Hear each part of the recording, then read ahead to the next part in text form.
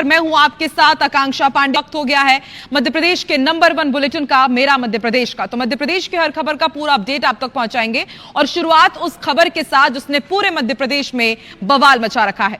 रायसेन जिले के गौहरगंज क्षेत्र में 6 साल की मासूम बच्ची से दुष्कर्म का मामला सामने आया और उसके बाद पूरा प्रदेश झकझोरा हुआ है। घटना के 5 दिन बीत चुके हैं, अब तक आरोपी सलमान खान पकड़ा नहीं जा सका है। वो आरोपी अब भी गिरफ्त से बाहर चल रहा है और इसलिए यह सवाल उठ खड़ा हुआ है कि मासूम से हैवानियत तो हुई है और आखिर ये बवाल इतना ज्यादा क्यों बढ़ रहा है और लगातार लोगों का गुस्सा बढ़ता जा रहा है। हिंदू समाज ने गौहरगंज में विशाल धरना प्रदर्शन किया, न्याय की मांग की है। महिलाओं ने भी फांसी की सजा की मांग को लेते हुए धरना किया है। वहीं व्यापारियों ने बाजार बंद रखे और जगह जगह रैलियां निकाली है। इस प्रदर्शन के दौरान गौहरगंज में भीड़ इतनी बेकाबू हो गई कि मस्जिद के गेट के सामने जमकर पत्थरबाजी हुई है और उसके बाद पुलिस को हल्का बल प्रयोग करना पड़ा।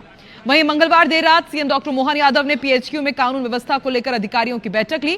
इस दौरान सीएम ने रायसेन एसपी को मुख्यालय अटैच करने के आदेश दिए, जिसके बाद रायसेन के एसपी पंकज कुमार पांडे को हटा दिया गया। उनकी जगह अब आशुतोष गुप्ता को रायसेन का नया एसपी बनाया गया है।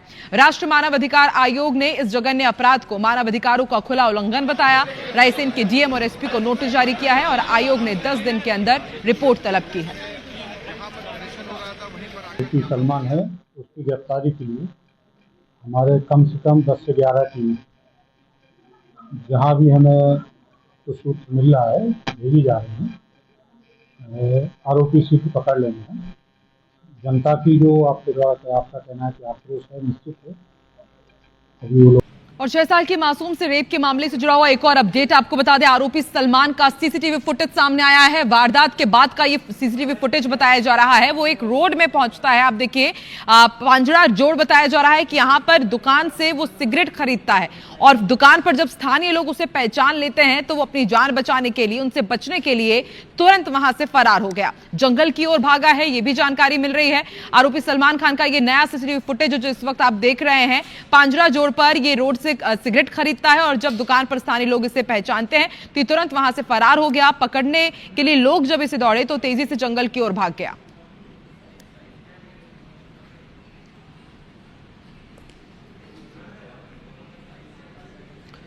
और इस वक्त सीधे रुक कर रहे थे रायसेन का हमारे साथ संवाददाता नवीन सिंह एक बार फिर से लाइव जुड़ चुके हैं। नवीन, हम अपने दर्शकों को लगातार वो सीसीटीवी फुटेज भी दिखा रहे हैं जिसमें हम देख सकते हैं कि किस तरीके से वो एक दुकान से सिगरेट खरीदता हुआ नजर आ रहा है। तो ऐसे में साफ कहा जा सकता है कि यदि पुलिस समय रहते ही आरोपी सलमान को ढूंढती तो शायद आरोपी अब तक पुलिस की गिरफ्त में होता।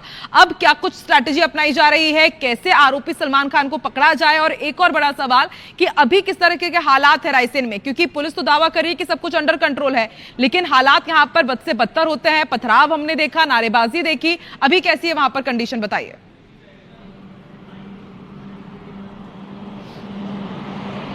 आकांक्षा, गौहरगंज और आसपास के क्षेत्र में अघोषित कर्फ्यू के हालात हैं। लोग घरों में दुबक चुके हैं और पुलिस का पहरा है। हर गांव में पुलिस घूम रही है। 20 से 22 टीम पुलिस की सर्चिंग कर रही हैं आरोपी की तलाश में।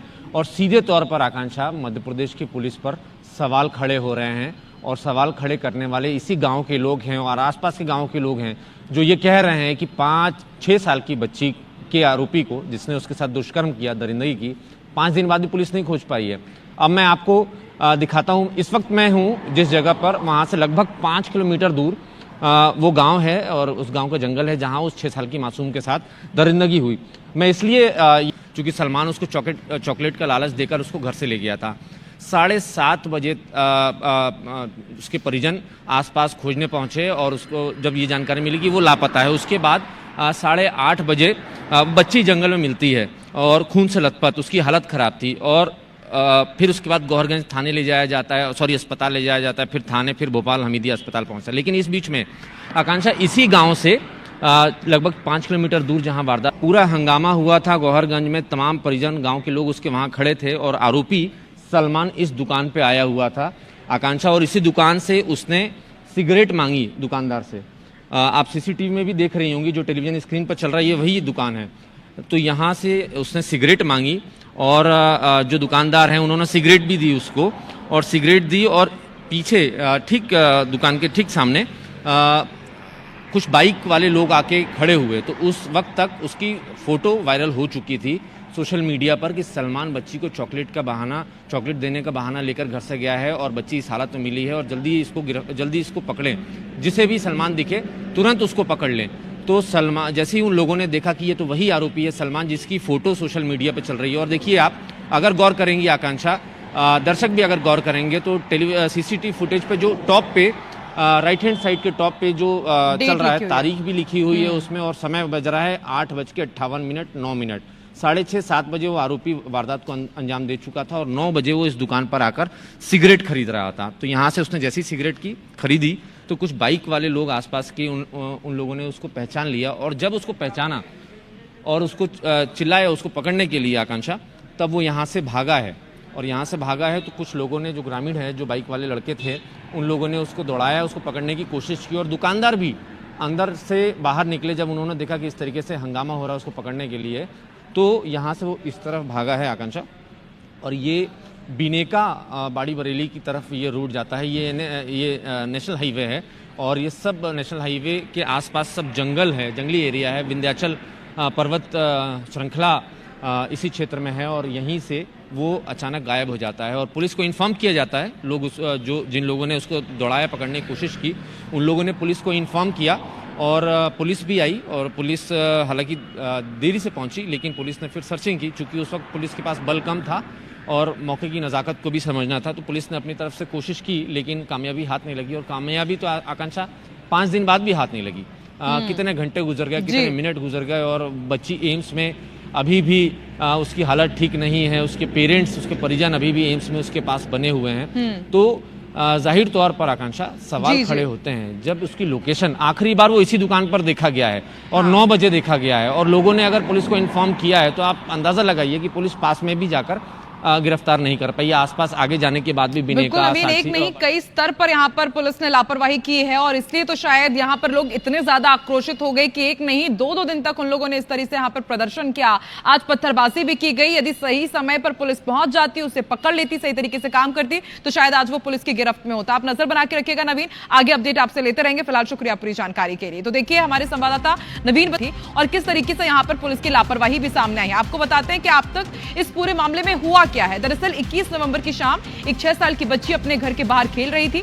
उसी दौरान 23 साल का सलमान उसे चॉकलेट का लालच देता है, जंगल ले जाता है और फिर वहां रेप करता है और उसके बाद फरार हो गया। काफी देर तक जब बच्ची नहीं मिली तो ग्रामीणों ने उसे ढूंढना शुरू किया। जैसे ही वो लोग जंगल की तरफ पहुंचे, वहां बच्ची रो रही थी। ग्रामीण उसे तुरंत अब्दुल्लागंज अस्पताल लेकर पहुंचे, जहां डॉक्टर्स ने रेप की पुष्टि की। उसी रात इलाज के लिए बच्ची को एम्स भोपाल रेफर किया गया, लेकिन 1 घंटे तक कोई एम्बुलेंस भी नहीं मिली, जिसकी वजह से परिवार को निजी वाहन से ही ले जाना पड़ा। ये लापरवाही देखकर इलाके के लोगों का गुस्सा भड़क गया। हैवानियत के विरोध में लगातार विरोध प्रदर्शन जारी। इसी बीच मंगलवार की रात सीएम डॉक्टर मोहन यादव ने एक बैठक ली। रायसेन एसपी को हटाया गया। देर रात आशुतोष गुप्ता को रायसेन का नया एसपी बनाया गया। इसका आदेश जारी कर दिया गया। लेकिन सबसे बड़ा सवाल कि आखिर पुलिस ने इतनी बड़ी लापरवाही क्यों की?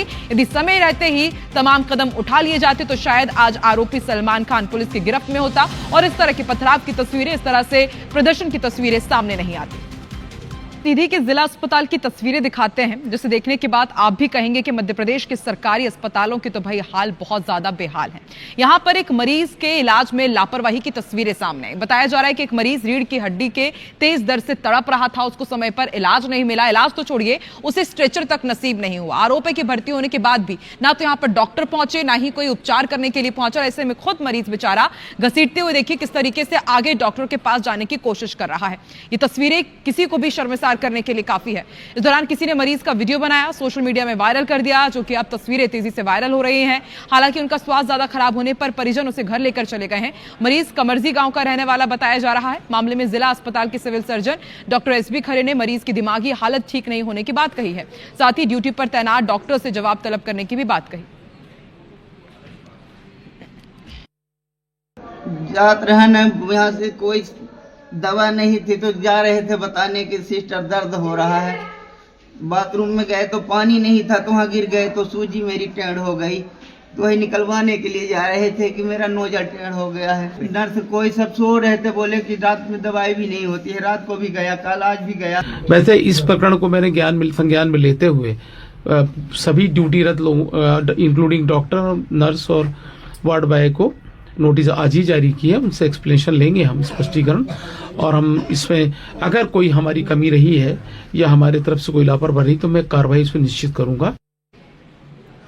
खबर धार से है, जहां लाभरिया में लोकायुक्त ने बड़ी कार्रवाई की। यहां आदिम जाति सेवा सहकारी संस्था के प्रबंधक गोवर्धन लाल के घर, फार्म हाउस और कार्यालय पर लोकायुक्त की टीम ने दबिश देते हुए यहां पर बड़ी कार्रवाई की है। मामले में डीएसपी ने बताया कि गोवर्धन लाल के खिलाफ आय से अधिक संपत्ति की शिकायत मिली थी, जिसके बाद लोकायुक्त की टीम ने दबिश दी। इस दौरान 2,11,000 रुपए कैश, 15 लाख रुपए का सोना, करीब 1 लाख रुपए की चांदी के साथ कई डॉक्यूमेंट्स मिले हैं। बता दें कि 1984 में गोवर्धन लाल 300 रुपए प्रति महीने सेल्समैन के पद पर पदस्थ हुए थे और वर्तमान में प्रबंधक के रूप में कार्यरत है। यदि पूरी नौकरी के दौरान आय का आकलन किया जाए तो कुल 80 लाख रुपए की संपत्ति होती है। उनकी पैतृक संपत्ति भी है, जिससे 40 लाख रुपए का आय का अनुमान है। लेकिन अब तक की कार्रवाई के दौरान 4 करोड़ से ज्यादा की चल अचल संपत्ति मिली है। फिलहाल टीम की कार्रवाई जारी है।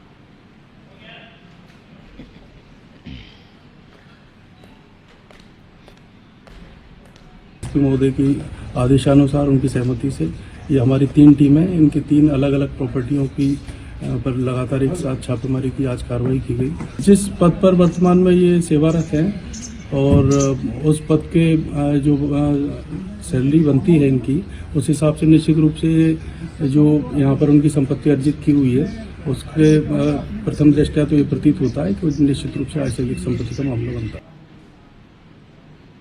और इस बुलेटिन में फिलहाल इतना ही। देश और दुनिया की तमाम बड़ी खबरें। इजाजत, नमस्कार।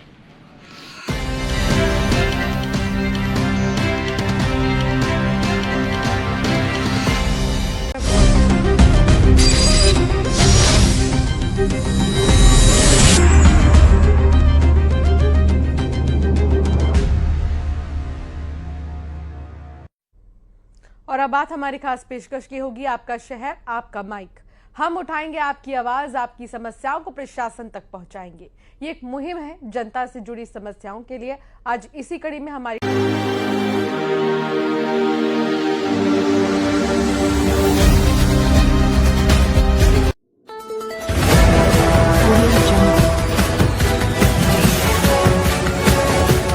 MP लाइव टीवी आपको रखे अपडेट। सच जो हम आपको बताएंगे। ऐसी ही तमाम खबरों से अपडेट रहने के लिए MP live TV news channel को सब्सक्राइब करना ना भूले।